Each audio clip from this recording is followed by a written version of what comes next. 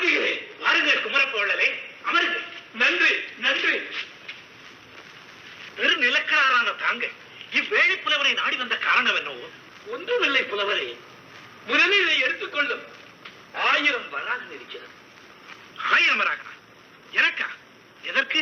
நான் வணங்கும் எம்பெருமானாகிய முருகன் மீது தங்களின் திருவாயால் ஒரு கவிதை பாட வேண்டும். அடியேன் அதை கேட்டு கேட்டு மகிழ வேண்டும். என்ன சொன்னீர்?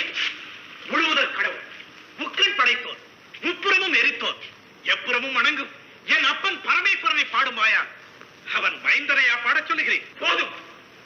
எனக்கு வாழ்வளித்த வள்ளலை, வடிவேலனை, வண்ணமையில் வாகனனை பாடமாட்டேன் என்ற ஏளனமாக பேசுகிறேன். புலவரே, நான் கொடுத்த 1000 வராகன் போதவில்லை என்றால் இன்னும் எவ்வளவு வேண்டுமானாலும் கேடு தருகிறேன். அதை வாங்கிக் கொண்டு எனது தெய்வமான முருகன் மீது பாடும். நிறுத்தம். நீ கோடி கோடியாக வராகனை கொட்டிக் கொடுத்தாலும், இப்பிறவியில் மட்டுமல்ல எப்பிறவி எடுத்தாலும் என் அப்பனை பாடும் வாயா சுப்பனை பாட மாட்டேன். பெட்டையை பாடும் வாயா அது இட்ட முட்டையை பாட மாட்டேன். போய்விடு. முருகா, நான் உன்னை வணங்குவது உண்மை என்றால், கண்கண்ட தெய்வம் என்றால், சத்தியத்தின் உருவம் என்றால், தத்துவத்தின் பொருள் என்றால், புத்தி தடுமாறி பேசும் இந்த பொய்யாமொழி புலவனின் ஆணவத்தை அடக்கி உன் காலிலே மண்டியிட்டு மன்னிப்பு கேட்க செய்வேன்.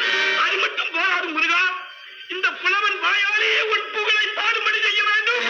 புகழை பாடுபடி செய்ய வேண்டும். பொய்யாமொழி,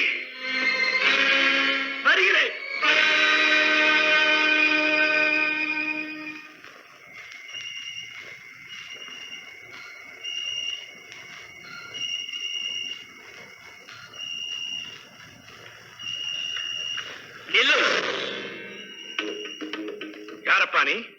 பாரப்பா நன்றாக என்னை கையிலே வில்லெடுத்து கானகத்தே தோன்றுபவனை பார்த்து நீர் யார் என்று முடிவு செய்கிறீர்? வேடனோ விருத்தனோ வேலனோ மொத்தத்தில் உம்மால் புரிந்து கொள்ள முடியவில்லை.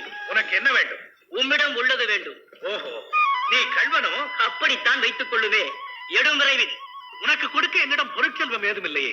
அப்படி என்றால் உம்மிடம் வேறு எந்த செல்வமும் இல்லையா? ஏன் இல்லை? உலகில் உள்ள எல்லா செல்வங்களையும் விட உயர்ந்த செல்வமான கல்வி செல்வம் என்னிடம் நிறைய இருக்கிறது. ஓஹோ, புலவரோ? பெரும் புலவர் அல்ல, பெரும் புலவர். பொய்யாமொழி. அந்த கல்வி செல்வத்தை உனக்கு கொடுக்க முடியாதே. ஏன் முடியாது?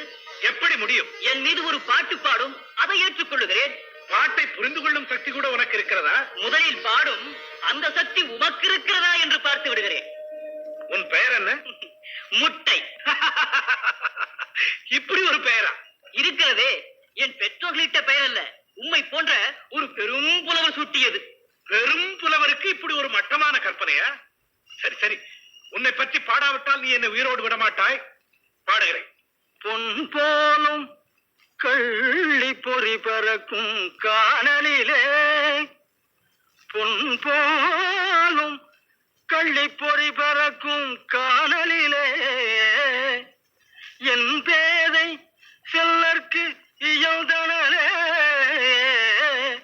மின் போலும் மானவேல் முட்டைக்கு மாறாயதவர் போம், காணவேல் முட்டைக்கும் காடு, காணவேல் முட்டைக்கும் காடு.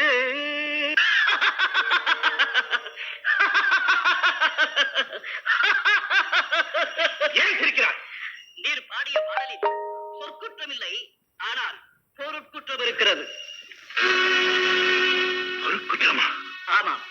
கள்ளிச்செடியும் தீந்து போகும் அனல் பறக்கும் பாலையில் சென்ற பெண்ணின் காலை கருவேல மரத்தின் முள் தைத்தது என்கிறீர். ஆமாம். கள்ளி மரம் ஈரம் மிகுந்தது, வெட்டி போட்டாலும் அது சுலபத்தில் காய்வதில்லை. கருவேலமுள்ளோ பச்சையாக இருந்தாலும் சுலபத்தில் எரியும் தன்மையுடையது. அப்படி இருக்க கள்ளியே பற்றி எரியும் போது கடும் வெயிலிலே கருவேலம் உள் மட்டும் எப்படி எரியாமல் இருந்தது? பிழைதானே புலவரே? இந்த லட்சணத்தில் கல்வி செல்வம் ஏராளமாக வைத்திருப்பதாக தலைக்கணம் வேறு, தமிழ் புலமை வேறு, பார்வதி பரமேஸ்வரன் பக்தி வேறு, பெட்டையை பாடும் வாயால் முட்டையை பாடமாட்டேன் என்ற திமிரான பேச்சு வேறு. எம்பெருமானே, அம்மையே, அப்பா, யாருது? யாருது? முட்டை.